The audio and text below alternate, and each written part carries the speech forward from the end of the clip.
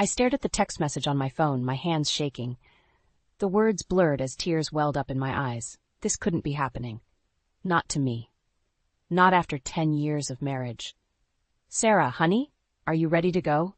Jacob's voice called from downstairs. I quickly wiped my eyes and took a deep breath. Just a minute. I called back, my voice surprisingly steady. As I descended the stairs, I saw Jacob standing by the door, keys in hand. He smiled at me, that same warm smile that had made me fall in love with him all those years ago. But now, it felt like a knife twisting in my gut. There you are, he said, leaning in to kiss my cheek. I turned my head slightly, and his lips grazed my ear instead. If he noticed, he didn't show it. We don't want to be late for the Johnsons' anniversary party. I nodded, not trusting myself to speak.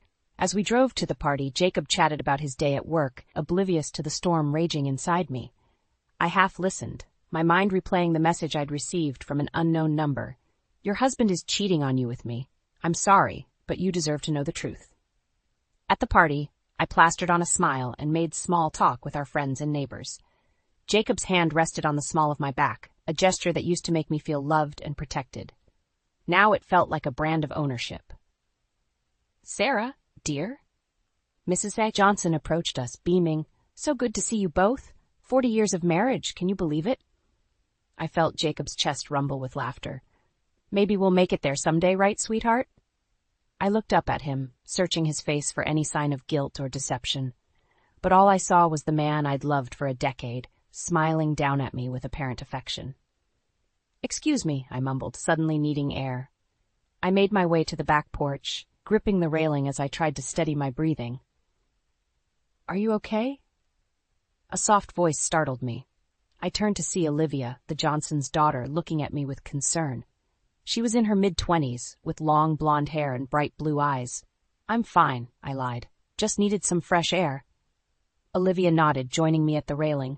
It can get a bit stuffy in there, can't it? All those happy couples. She trailed off, a wistful look in her eyes.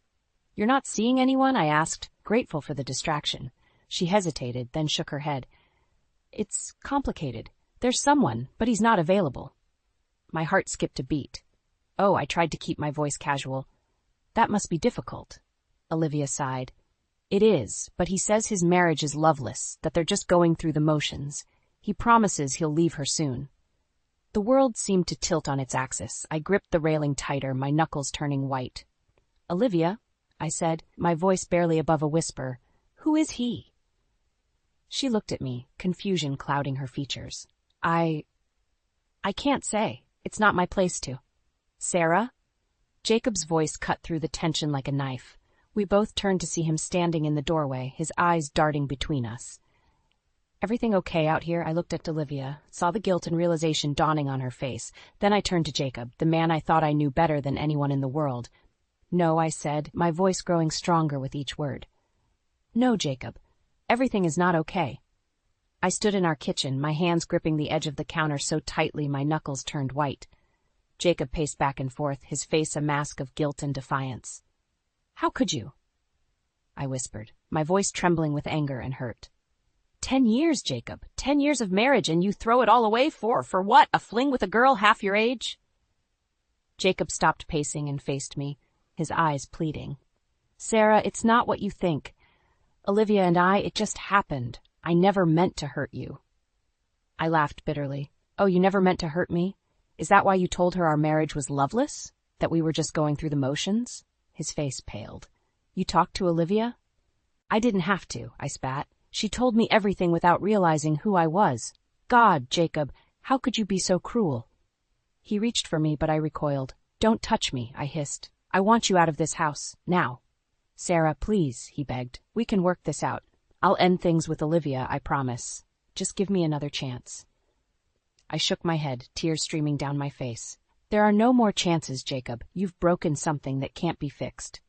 As Jacob packed a bag, I retreated to our bedroom, my bedroom now, and collapsed on the bed. My whole world had shattered in the span of a few hours. How was I supposed to move forward from this? With shaking hands, I reached for my phone and dialed a number I hadn't called in years. Hello? A familiar voice answered. Charlotte? I choked out. It's Sarah? I need you. An hour later, I was sitting on Charlotte's couch, a steaming mug of tea in my hands. My old college roommate and best friend listened intently as I poured out the whole sordid story. "Oh, honey," Charlotte sighed, wrapping an arm around my shoulders. "I'm so sorry you're going through this. What a bastard." I leaned into her embrace, grateful for her unwavering support. "I just feel so stupid, Charlie. How did I not see it?" "Hey, none of that," she said firmly. "You are not stupid. Jacob is the one who made the choice to betray you. This is on him, not you." I nodded, wiping away fresh tears. "What do I do now? I can't imagine going back to that house, sleeping in that bed." Charlotte squeezed my hand. "You stay here with me for as long as you need. We'll figure this out together, okay?" As the days passed, Charlotte became my rock. She helped me navigate the murky waters of separation, accompanying me to meet with a divorce lawyer and standing by my side as I packed up my things from the house I'd shared with Jacob. One evening, as we sat on her balcony watching the sunset, Charlotte turned to me with a determined look in her eyes. "Sarah, I think it's time you started focusing on yourself. What do you want for your future?" I blinked, realizing I hadn't thought beyond my pain and anger. I don't know. My whole life was wrapped up in Jacob and our marriage. "Well, now's your chance to rediscover yourself," Charlotte said encouragingly. "What about your career? You've always loved teaching. Maybe it's time to pursue that advanced degree you've been talking about?" A small spark of excitement flickered in my chest. "You're right. I've always wanted to become a reading specialist. Maybe this is my opportunity to make that happen." Charlotte grinned. "That's my girl. You're going to come out of this stronger than ever, Sarah. I just know it." As we clinked our wine glasses together, I felt a glimmer of hope for the first time since my world had fallen apart. But just then, my phone buzzed with a text. It was from Jacob. "Sarah, we need to talk. There's something you should know about Olivia." I stared at the screen, my heart pounding. What more could he possibly have to say? And why did I have a sinking feeling that my journey through this mess was far from over? I stared at the divorce papers on the kitchen table, my hand hovering over the signature line. Charlotte sat beside me, her presence a comforting anchor in the storm of emotions swirling inside me. "You don't have to do this today if you're not ready, Sarah," she said gently. I took a deep breath. "No, I need to do this. It's time." With a trembling hand, I signed my name, officially ending my 10-year marriage to Jacob. As I set the pen down, a mix of relief and sadness washed over me. "I'm proud of you," Charlotte said, squeezing my shoulder. "This is the first step towards your new life." I nodded, wiping away a stray tear. "You're right. I can't keep living in the past. It's time to focus on my future." The next day, I walked into the elementary school where I taught, my head held high. As I passed the principal's office, a voice called out, "Sarah, do you have a moment?" I turned to see Principal Roberts beckoning me inside. Curious, I followed her into her office. "I heard about your situation," she said, her eyes filled with sympathy. "I'm so sorry you're going through this, but I have a proposition that might help take your mind off things." My interest piqued. "What kind of proposition?" "We're starting a new reading intervention program next semester," she explained. "I know you've been interested in becoming a reading specialist.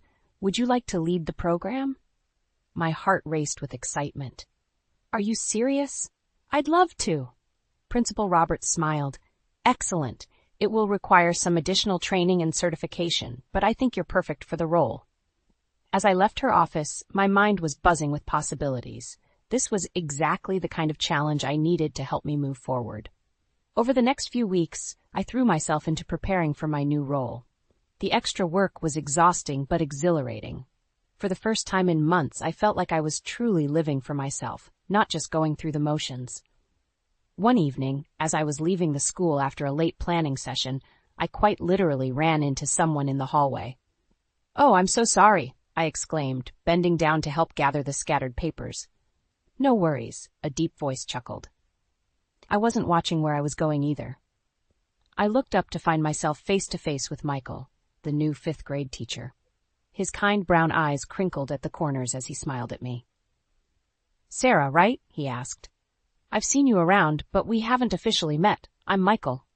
We shook hands, and I felt an unexpected spark at his touch. Flustered, I quickly changed the subject. "What are you doing here so late?" I asked. He held up a stack of papers. "Grading never ends, does it?" But I could ask you the same question. I explained about the new reading program, and Michael's eyes lit up with interest. "That sounds amazing," he said enthusiastically. "I have a few students who could really benefit from something like that. Maybe we could grab coffee sometime and you could tell me more about it?" I hesitated for a moment, my recent heartbreak making me wary. But something about Michael's warm smile and genuine interest made me nod. "I'd like that," I said softly. As I drove home that night, my mind was a whirlwind of emotions. The excitement of my new career opportunity, the unexpected connection with Michael, and the lingering pain of my failed marriage all competed for attention. Just as I pulled into my driveway, my phone buzzed with a text. It was from Jacob. "Sarah, I know you're moving on, but there's something you need to know. It's about Olivia. Can we meet?" My stomach clenched. Just when I thought I was making progress, Jacob threatened to pull me back into the drama. Should I agree to meet him? Or was it time to truly cut all ties and focus on my new beginning? As I sat in my car staring at the text, I realized that the choice I made now would set the course for the rest of my life. And for the first time in a long time, I felt ready to take control of my own destiny. I never expected to fall in love again, especially not so soon after my divorce. But life has a funny way of surprising you when you least expect it. Michael and I had been meeting for coffee regularly to discuss the reading program, but our conversations quickly expanded beyond work. His kindness, humor, and genuine interest in my thoughts and feelings were a balm to my wounded heart. One evening, as we walked through the park after dinner, Michael took my hand. The simple gesture sent a jolt of electricity through me. "Sarah," he said, his voice soft but serious, "I know you've been through a lot, and I don't want to rush you, but I need you to know how I feel. I'm falling in love with you." My heart raced, a mix of excitement and fear coursing through me. "Michael, I think I'm falling for you too, but I'm scared. What if I'm not ready?" He squeezed my hand gently. "We'll take it as slow as you need. I'm not going anywhere." Over the next few months, our relationship blossomed. Michael was everything Jacob wasn't: attentive, supportive, and honest. For the first time in years, I felt truly seen and appreciated. But just as I was starting to believe in happily ever after again, life threw me another curveball. It was a crisp autumn evening when Michael surprised me with a picnic in the park where we first confessed our feelings. As we sat on the blanket, surrounded by falling leaves, he took my hands in his. "Sarah," he began, his voice trembling slightly. "These past few months have been the happiest of my life. You've shown me what true love really means." My breath caught in my throat as he reached into his pocket and pulled out a small velvet box. "I know it might seem fast," he continued, "but when you know, you know. Sarah, will you marry me?" Time seemed to stand still as I stared at the beautiful ring nestled in the box. A whirlwind of emotions swept through me: joy, love, excitement, and fear. "Michael, I hesitated, tears welling up in my eyes. "I love you so much, but I'm scared. My last marriage, it ended so badly. What if I'm not ready for this?" Michael's face softened with understanding. "I know you're scared, Sarah, and I understand why, but I'm not Jacob. I will never betray you or take you for granted. I want to spend the rest of my life proving that to you." As I looked into his earnest eyes, I felt my fears begin to melt away. This was Michael, kind, loving, trustworthy Michael. He wasn't Jacob, and it wasn't fair to let my past dictate my future. "Yes," I whispered, a smile breaking through my tears. "Yes, I'll marry you." Michael's face lit up with joy as he slipped the ring onto my finger. As we embraced, I felt a sense of peace and rightness that I hadn't experienced in years. But our moment of bliss was interrupted by the harsh buzz of my phone. I reluctantly pulled away from Michael to check it, thinking it might be Charlotte wanting to know how the evening went. Instead, I saw Jacob's name on the screen. My stomach clenched as I read his message. "Sarah, I know you're moving on, but there's something you need to know. Olivia is pregnant, and she says it's mine. I don't know what to do. Please, can we talk?" The world seemed to tilt on its axis. I looked from the message to the sparkling ring on my finger, then back to Michael's concerned face. "Sarah, what's wrong?" he asked, his voice laced with worry. I took a deep breath, knowing that my response to this message could change everything. Do I ignore Jacob and focus on my new life with Michael? Or do I get involved in this new drama, potentially jeopardizing my fresh start? As the weight of the decision pressed down on me, I realized that the choice I made now would not only affect my future but the lives of everyone involved. With trembling fingers, I began to type my response, hoping against hope that I was making the right choice. I sat on the edge of the bathtub, staring at the little plastic stick in my trembling hands. 2 pink lines, clear as day, pregnant.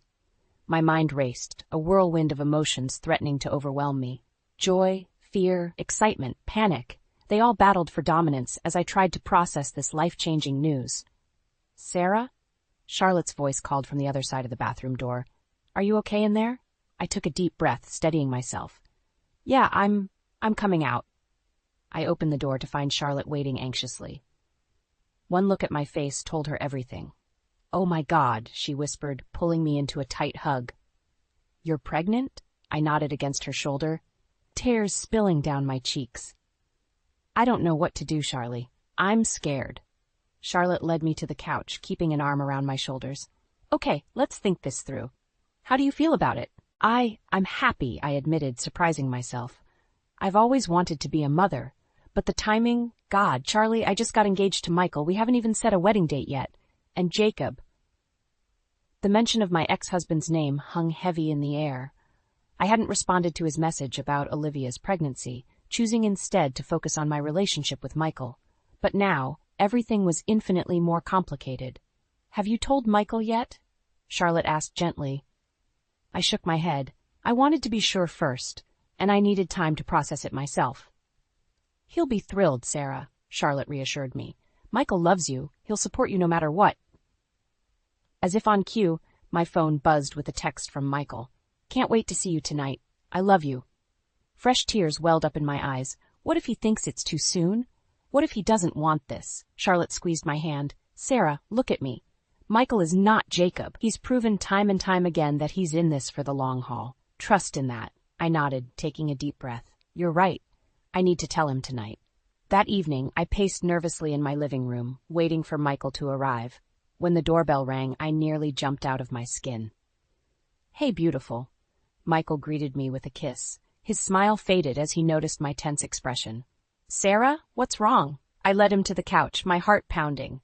"Michael, I have something to tell you." His brow furrowed with concern. "You're scaring me, Sarah. What is it?" I took a deep breath, steeling myself. "I'm pregnant." For a moment, Michael sat in stunned silence. Then, to my utter amazement, a broad smile spread across his face. "We're having a baby?" he asked, his voice filled with wonder. I nodded, tears of relief spilling down my cheeks. You're happy about this?" Michael pulled me into his arms, laughing joyfully. "Happy? Sarah? I'm ecstatic. This is incredible news." As we embraced, I felt a weight lift from my shoulders. Michael's unconditional love and support washed over me, soothing my fears. But our moment of bliss was interrupted by a harsh knock at the door. Michael and I exchanged confused glances. "Are you expecting someone?" he asked. I shook my head, a sense of dread creeping over me. As I opened the door, my worst fears were confirmed. Jacob stood on my doorstep, his face a storm of emotions. "Sarah, we need to talk. Now." I felt Michael come up behind me, placing a protective hand on my shoulder. "Jacob, this isn't a good time," I said firmly. "It's about Olivia," Jacob pressed. And the baby. I think there's something you should know." My hand instinctively went to my own stomach, where our little secret was growing. In that moment, I realized I had a crucial decision to make. Do I let Jacob back into my life, potentially disrupting the happiness I've found with Michael? Or do I close the door on my past once and for all, focusing solely on the future growing inside me? As I stood on the threshold between my past and my future, I knew that whatever choice I made would irrevocably change the course of not just my life, but the lives of everyone involved. I took a deep breath, steeling myself for the conversation ahead. Michael squeezed my hand reassuringly as we sat across from Jacob in a quiet corner of the local cafe. The tension was palpable, thick enough to cut with a knife. "So," Jacob began, his eyes darting between Michael and me. "You wanted to talk. What's this about?" I exchanged a glance with Michael, drawing strength from his steady presence. "Jacob, we have some news." I paused, my hand instinctively moving to my stomach. I'm pregnant. Jacob's face went through a kaleidoscope of emotions, shock, disbelief, and then, to my horror, anger. Pregnant? He spat. How convenient. Let me guess, it's his. He jerked his head towards Michael. Of course it's mine, Michael said firmly, his arm tightening around me protectively. Jacob's eyes narrowed. Is it? Or are you just covering for her? After all, Sarah, we were still married not that long ago. I felt as if I'd been slapped. How dare you, I hissed, tears stinging my eyes. You have no right to accuse me of anything, not after what you did. What I did? Jacob laughed bitterly. At least I was honest about Olivia's pregnancy. You're trying to pass this off as his when we both know the timing doesn't add up. My world tilted on its axis. Olivia's pregnancy? I whispered, looking at Michael in confusion. He looked just as shocked as I felt. Jacob's face paled as he realized his mistake. You didn't know? No, I said, my voice barely audible. You never told me. You just showed up at my door, demanding to talk. The cafe suddenly felt too small, too crowded. I stood up abruptly, needing air. Michael rose with me, concern etched on his face. Sarah, wait, Jacob called as I rushed towards the exit. But I couldn't bear to hear another word. Outside, I gulped in the cool air, trying to make sense of everything. Michael's hands on my shoulders anchored me to reality. Sarah, look at me, he said gently. None of what Jacob said changes anything between us. I love you, and I love our baby. That's all that matters. I nodded, grateful for his unwavering support. But Jacob's words had planted a seed of doubt that I couldn't shake. Michael, what if he's right about the timing? Michael's face softened. Sarah, even if that were true, which we don't know for sure, it wouldn't change how I feel. This is our child, no matter what. Before I could respond, my phone buzzed. It was a text from Charlotte. Sarah, we need to talk. It's about Jacob and Olivia. Call me ASAP. My heart raced as I showed Michael the message. Just then, Jacob burst out of the cafe. Sarah, please, he pleaded. Let me explain. About Olivia, about everything. I felt torn between my past and my future, between the man who had betrayed me and the man who stood by me through everything. The weight of my unborn child seemed to press down on me, demanding a decision. Enough, I said, my voice stronger than I felt. I'm done with your lies and manipulations, Jacob. Whatever is going on with you and Olivia, it's not my problem anymore. Jacob's face crumpled. But Sarah, there's more you need to know. About Olivia, about the baby. It's not what you think. As Jacob's words hung in the air, I felt the world closing in around me. My phone buzzed again, Charlotte's name flashing on the screen. Michael stood beside me, a pillar of strength. And Jacob, the man I once thought I'd spend my life with, looked more lost and desperate than I'd ever seen him. In that moment, I realized that the choice I made now would not only affect my life and the life of my unborn child, but would ripple out to touch everyone around me. With trembling hands, I reached for my phone, knowing that whatever Charlotte had to tell me could change everything once again. My hands shook as I dialed Charlotte's number, Michael's steady presence beside me, the only thing keeping me grounded. Jacob hovered nearby, his face a mask of anxiety. Sarah? Charlotte's voice crackled through the speaker. Thank God you called. You need to hear this. I put the phone on speaker, my heart racing. What's going on, Charlie? I just spoke with Olivia, Charlotte said, her voice tense. Sarah, she told me everything. Jacob's been lying to her too. Jacob's face paled. What? That's not. I held up a hand, silencing him. Go on, Charlotte. Olivia said Jacob told her he was separated from you, that your marriage was over in all but name. She had no idea you were still together when their affair started. The world seemed to tilt on its axis. I stared at Jacob, seeing him clearly for the first time. Is this true? Jacob's shoulders slumped. Sarah, I can explain. Explain what? I snapped, fury rising in me. How you lied to both of us? How you manipulated everyone around you? Charlotte's voice cut through the tension. There's more, Sarah. Olivia, she's not sure the baby is Jacob's. A stunned silence fell over us.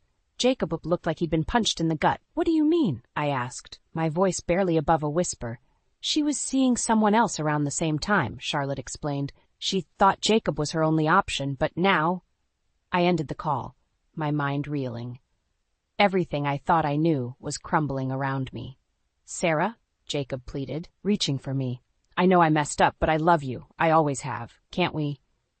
Stop, I said, my voice cold. Just stop, Jacob. I don't want to hear any more of your lies. Michael, who had been silent throughout this exchange, finally spoke up. I think you should leave, Jacob, now. Jacob's face hardened. This isn't over, Sarah. That baby could still be mine. You can't keep me away. As Jacob stormed off, I felt my knees give way. Michael caught me, holding me close as sobs racked my body. It's okay, he murmured. I'm here. We'll get through this together. But even as I clung to Michael, doubts crept in. What if Jacob was right? What if the baby was his? Could I trust anyone anymore? The next few days passed in a blur of doctor's appointments and sleepless nights. Michael was a constant source of support, but I could see the strain in his eyes. The uncertainty was taking its toll on both of us. Then one evening, as we sat in tense silence in my living room, a knock at the door shattered the quiet. I opened it to find Olivia standing there, her eyes red-rimmed and her hand resting protectively on her slightly swollen belly. Sarah, she said, her voice trembling. I'm so sorry. For everything. I need to talk to you. I hesitated, torn between slamming the door and hearing her out. Michael appeared behind me, his hand on my shoulder. It's your call, Sarah, he said softly. Whatever you decide, I'm with you. Taking a deep breath, I stepped aside to let Olivia in. As she entered, her eyes darted nervously between Michael and me. I know you probably hate me, Olivia began, but there's something you need to know. About Jacob, about the baby, about everything. My heart pounded in my chest as I braced myself for whatever bombshell Olivia was about to drop. In that moment, I realized that the truth she was about to reveal could either shatter the fragile new life I was building or provide the closure I desperately needed to move forward. As Olivia took a shaky breath to begin her story, I felt the weight of my own unborn child, a silent reminder of everything at stake. Whatever came next, I knew my world would never be the same. The contractions hit me like a freight train, each one more intense than the last. I gripped Michael's hand tightly as we rushed to the hospital, my mind a whirlwind of fear and excitement. You're doing great, Sarah, Michael reassured me, his voice steady despite the panic in his eyes. We're almost there. As we burst through the hospital doors, I saw a familiar face, Charlotte, waiting anxiously in the lobby. She rushed to my side, her presence instantly calming. I'm here, sweetie, she said, squeezing my free hand. You've got this. The next few hours were a blur of pain, encouragement, and determination. Michael and Charlotte stood by me, unwavering in their support. As I pushed with all my might, I thought about the journey that had led me here, the betrayal, the heartbreak, and the unexpected joy that had followed. Finally, with one last monumental effort, I heard it, the piercing cry of new life entering the world, my baby girl. She's beautiful, Michael whispered, tears streaming down his face as the nurse placed her in my arms. I looked down at my daughter, overwhelmed by the love that flooded through me. In that moment, all the pain and uncertainty of the past melted away. This was what mattered. This was my future. As I cradled my newborn, a soft knock at the door caught our attention. To my surprise, Olivia stood in the doorway, her own belly now prominently showing. I hope I'm not intruding, she said hesitantly. I wanted to see if you were okay, and to apologize again for everything. I looked at Michael and Charlotte, who nodded encouragingly. Come in, Olivia, I said softly. As Olivia approached, I saw the regret and sincerity in her eyes. Sarah, I can't begin to express how sorry I am for the pain I caused you. I was so blinded by Jacob's lies, I didn't see the truth until it was too late. I took a deep breath, feeling a weight lift from my shoulders. We were both victims of Jacob's deception, Olivia. It's time we both let go of that pain and focus on the future. Olivia's eyes filled with tears as she looked at my daughter. She's gorgeous, Sarah. You and Michael must be so happy. Michael wrapped his arm around me, beaming with pride. We are, and we're grateful for every step that led us here, even the painful ones. As we sat there, an unlikely group bonded by shared experiences and new beginnings, I felt a sense of peace wash over me. Jacob's betrayal had shattered my world, but from those broken pieces I had built something stronger, more beautiful than I could have imagined. Charlotte broke the comfortable silence. So what's this little angel's name? I smiled, looking down at my daughter's peaceful face. Hope, I said softly. Her name is Hope. The room filled with murmurs of approval and gentle laughter. As I gazed at the faces around me, Michael, my rock and partner, Charlotte, my unwavering friend, and even Olivia, an unexpected ally, I realized that hope wasn't just my daughter's name. It was what had carried me through the darkest times, what had led me to this moment of joy and new beginnings. "Welcome to the world, Hope," I whispered, kissing her forehead. "You are so loved." As the sun set outside the hospital window, casting a warm glow over the room, I felt a profound sense of gratitude. The road had been long and painful, but it had led me here, to a place of love, forgiveness, and endless possibilities. With Hope in my arms and my chosen family around me, I knew that whatever challenges lay ahead, we would face them together. The future was bright, full of promise, and I was ready to embrace it with open arms. As I drifted off to sleep, exhausted but content, I heard Michael's soft voice. "I love you both so much," he murmured, his hand gently stroking Hope's tiny fingers. In that moment, I knew that this love, this family, this new chapter, was everything I had ever wanted and more. The pain of the past had faded, replaced by a joy so profound it took my breath away. Hope stirred in my arms, her tiny yawn a reminder of the beautiful journey we were just beginning. And as I closed my eyes, I smiled, knowing that the best was yet to come.